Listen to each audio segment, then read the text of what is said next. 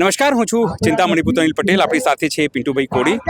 ક્રાંતિકારી આગેવાન છે, ખેડૂત આગેવાન છે, તમામ મુદ્દે બોલતા હોય છે અને સરકારને ગમતું નથી એટલા માટે એમના આઈડી પણ બ્લોક કરે છે, જેમ અમારા આઈડી બ્લોક કરે છે. આજે ભેટાવાળામાં છે પિન્ટુભાઈ આજે શું કહેશો? આજે તમે અહીંયા આવ્યા, બહુ નારાજ દેખાયા તમે લોકલ ધારાસભ્યથી, વડાપ્રધાન નરેન્દ્ર મોદીથી, બધાથી. વડાપ્રધાનની વાત કરીએ તો હંમેશા નરેન્દ્ર મોદી સાહેબ એવું કહે છે કે જ્યારે તમને મુસીબત બને ત્યારે તમારા ભાઈને એક માત્ર પત્ર લખજો. તો આ એની માતાઓએ આદિ લગ્ન પત્ર લખ્યા, 4 દિવસથી બેઠી એની માતાઓએ પત્ર લખ્યા. માતાઓ તો પત્ર લખીને થાકી, એના બનેવીએ પત્ર લખ્યા. એમ છતાં મોદી સાહેબના પેટનું પાણી હલ્યું નહીં.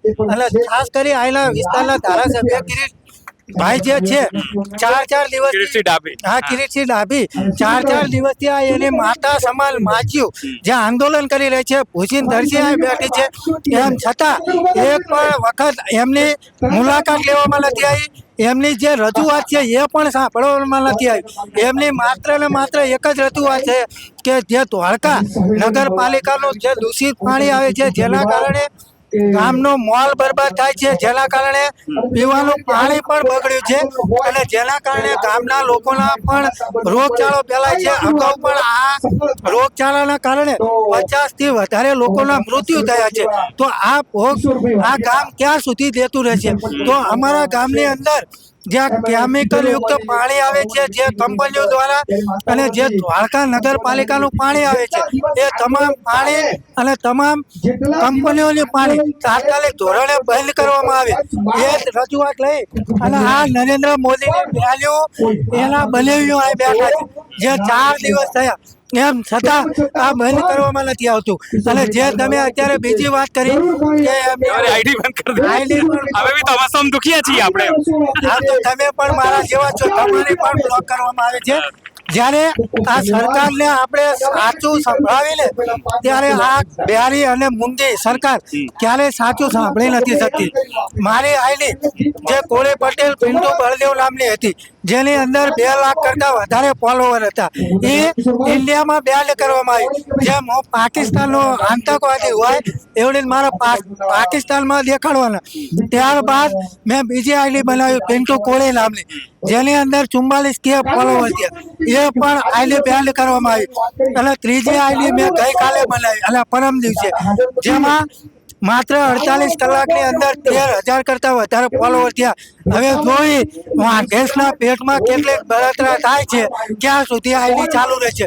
પણ એ ખાસ કરીને હું કહીશ કે આ સરકારની નજર મારી પર છે, એટલે ખરેખર હું ખુશનસીબ છું. પણ જે આ લોકોના અવાજ હું આ સરકાર સુધી પહોંચાડી રહ્યો છું ને, એ હું ક્યારેય બંધ નહીં કરું. અને ખરેખર હું ખુદનસીબ છું. માત્ર 48 કલાકની અંદર મારા 13,000 કરતા પણ વધારે ફોલોવર પિન્ટુ કોળે ફેસબુક આઈડીમાં થયા. તમારે ત્યાં નલકાંઠા વિસ્તારની વાત કરીએ, ત્યાં બી થાંભલાની તમે વાત કરી. થાંભલો અહીંયા આવ્યો છે, શું પરિસ્થિતિ છે ત્યાં? અમારે ત્યાં થાંભલા આવ્યા, પણ જેવી અમે આંદોલનની ચીમકી ઉઠાવી એટલે અદાણી ને અંબાણી બધા ગાયબ થઈ ગયા. અત્યારે કોઈ લોકાતું નથી. અમારી માંગણી માત્ર એક જ છે, કોઈ પણ કાલે આ થાંભલો નાખવામાં ના આવે. અને જે અમે આંદોલનની ચીમકી ઉતારી એટલે બધા ગાયબ થઈ ગયા. હજુ લગન કોઈ વળીને પાછા આવ્યા નથી. અને જો આંદોલન ત્યાં ના થવા દેવું હોય તો કોઈ પણ કાલે નળકાંઠાની અંદર આ થાંભલા નાખનારા ના આવવો જોઈએ. નકે મહા ભયાનક આંદોલન નળકાંઠા વિસ્તારની અંદર થશે. તમે અહીંયા આવ્યા ત્યારે એક વાત તમે એવું કીધું કે અદાણી અંબાણીની ગુલામ છે આ સરકાર. કેમ તમને એવું લાગે છે? અરે સાહેબ, એની તો તમે વાત જ કરો. જ્યારે ચૂંટણી લડવાની હોય ને ત્યારે અદાણી અંબાણી અને જેટલા પણ ગાયોના કતલખાના હોય ને, એમની પાસેથી આ ભારતીય જનતા પાર્ટી ફંડ લે છે. એના કારણે વડાપ્રધાન નરેન્દ્ર મોદી છે, હું માનું છું, પણ એ માત્ર હેન્ડલ હે, બાકી કોઈ પણ એમના હાથમાં નથી. હેન્ડલિંગ જ્ઞાન હોય ને તો અદાણી અંબાણી કરી રહ્યા છે, એવું મને સ્પષ્ટપણે આની અંદર જોવા મળી રહ્યું છે. લઠ્ઠાકાંડ થયું ને, લઠ્ઠાકાંડ વિશે બી તમે બોલ્યા છો. લઠ્ઠાકાંડ થયું, જેની અંદર 11 કરતા વધારે 13 કરતા વધારે લોકોનો જીવ ગયો. કુલ તમે 13 બોલો છો, પણ હું એમ કહું છું કે 11 કરતા વધારે લોકોનો જીવ ગયો. પણ આની અંદર મોટો ફાયદો હોય ને તો પોલીસ તંત્રનો. કારણ કે આજે સવારે જ મેં એક નિકોલનો વિડીયો વાયરલ જોયો હતો કે કોઈ વિજય નામનો હવાલદાર છે, જે દારૂના બુટલેગર પાસે 3 લાખની લાંચ માગે છે. આ 3 લાખ માગે છે, પણ બુટલેગર એવું કહે છે કે હું તમને 1.5 લાખ આલું.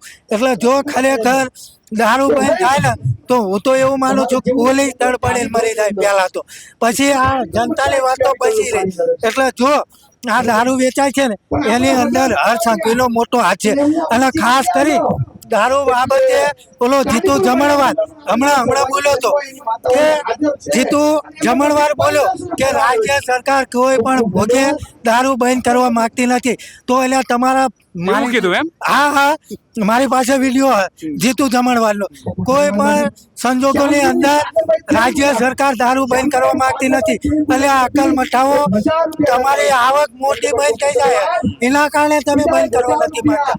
બાકી તમને લોકો જીવે કે મરે એની સાથે તમારે કોઈ જ લેવા દેવા નથી. આ તો હું સ્પષ્ટપણે પણ આ તમે હર્ષંઘવીને આમ શું કરવા લઈ દીધું? બિચારા કાર્યવાહી કરે છે કે આટલા બધાને પકડ્યા અમે લોકો. પૂરો કાર્યવાહી કરે એને ખબર ચા વેકાય એટલો પોલીસ તંત્ર હપ્તો લે છે એને બધી ખબર છે. એ એવું કહેતો હતો કે જે વિસ્તારની અંદર દારૂ વેચાતો હશે અહીંયાના પીઆઈ અને પીએસઆઈ હું બંને સસ્પેન્ડ કરીશ. મેં એક વિડીયો ધોલેરા પંથકનો વાયરલ કર્યો, તમે પણ જોયો હશે. 3 મિલિયન કરતા પણ વધારે વાયરલ થયો. જ્યાં ખુલ્લે આમ ફેન્સીલી વેચાય છે તો કેમ એના પીઆઈ અને પીએસઆઈ ને સસ્પેન્ડ ના કર્યા? એ પણ એક પ્રશ્ન. તો આ તો ખાલી બોલવા વાળો જ છે, કરવા વાળો નથી. આ માત્ર મોટા વચનો આલે, મોટા ભાષણો કરે, બાકી ખરેખર એ માયલું કઈ નથી. મૂળ વસ્તુ ફરી અહીંયા આવી. 20 વર્ષથી અહીંયા સરકાર, અહીંયા ભારતીય જનતા, એના આપણા ભૂપેન્દ્રસિંહ ચુડાસમા હતા, અત્યારે કીર્તિ ડાબી છે. કહેતા હતા કે ભાઈ અહીંયા ગુલાબ ઉગાય છે અને ગુલાબમાંથી તમે ગુલકંદ બનાવજો. પણ લોકોને અત્યારે કેન્સર અહીંયા મળી રહ્યું છે. અને આ ફોટો અહીંયા લગાવ્યો છે, પીડાદાયક છે. હું બહેનો જોડે વાત કરતો તો બહેનો રડી પડી બોલતા કે મારા પોતાના ભાઈ ગુજરી ગયા છે, રાખડી આવી છે, કોને રાખી બાંધી રડી પડ્યા. છતાં પણ ભારતીય જનતા પાર્ટી જીતે છે અહીંયા. સાહેબ અમે એમાં તો વિચાર કરીએ ને તો 100% ભારતની અંદરથી 80% ભારતના વિરોધી છે, એટલે ભાજપના વિરોધી છે. તો પછી આ મારે અરે ભાજપ સરકાર જીતે જેવડી રીલ સમજાતું. ખાસ કરી અત્યારે મેન મુદ્દોમાં જોવા જઈએ ને તો જે પહેલાં બ્લેક પેપરથી ચૂંટણી થતી હતી ને, જો આ ભારતીય જનતા પાર્ટી અસલ માયલે લાલ હોય ને તો ખાલી એક વખત બ્લેક પેપરથી ચૂંટણી કરીને બતાવો ને, જીતીને બતાવો ને તો ખરા મરદ આમને કહેવાય. બાકી આ જ્યાં સુધી ઈવીએમ હલે ત્યાં સુધી ભારતીય જનતા પાર્ટી હટવાની નથી. હવે આંદોલન ખરોખર ઈવીએમ હટાવવાનું આંદોલન કરવું પડશે, ત્યારે મેળ આવશે. બાકી ઈવીએમ હશે ને ત્યાં લગન આ ભારતીય જનતા પાર્ટી ક્યારે નહીં હલે. અને આમની મેલ પાર્ટીકરણ હોય ને તો ઈવીએમ તીનદા જીતે, બાકી નથી જીત્યા. કારણ કે 80% તો એમના વિરોધી છે, 20% એમના મળતિયા હશે. પણ આમાં ખબર નહીં જેવડી જીતે એ ન સમજાતું. હવે શું આંદોલનનું ભવિષ્ય શું? અત્યારે જ મેં જાહેરની અંદર કીધું કે અત્યારે લગન તો શૈલેષ મેર એક જ હતો. હવે કાલના દિવસનું મારા કામ અને જો 2 દિવસની અંદર આનો નિરાકરણ નહીં આવે તો રક્ષાબંધન પછી હું પણ મારા બિસ્તરા લઈ અને આકડા આંદોલનમાં આવી જવાનો. આ સરકારનામાં તાકાત હોય તો અમને પણ જેલના હવાલે કરીને બતાવો.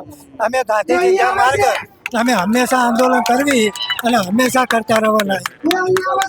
તમે જુઓ જે રીતે તમામ જે આગેવાનો છે અહીંયા પહોંચ્યા છે, એક જ વાત કહી રહ્યા છે કે લોકોમાં પીડા છે. લોકો શોખથી અહીંયા નથી આવ્યા, લોકોને કામ ધંધો છે, પણ લોકો અહીં મરી રહ્યા છે કેન્સરથી, ખેતી બરબાદ થઈ રહી છે. એ પીડા લઈને તેઓ આંદોલન કરી રહ્યા છે અને હજુ સુધી સરકારના કાને લાગે છે આંદોલન પહોંચ્યું નથી. નિરાલી મહેરિયા સાથે અનિલ પટેલ, અમદાવાદ.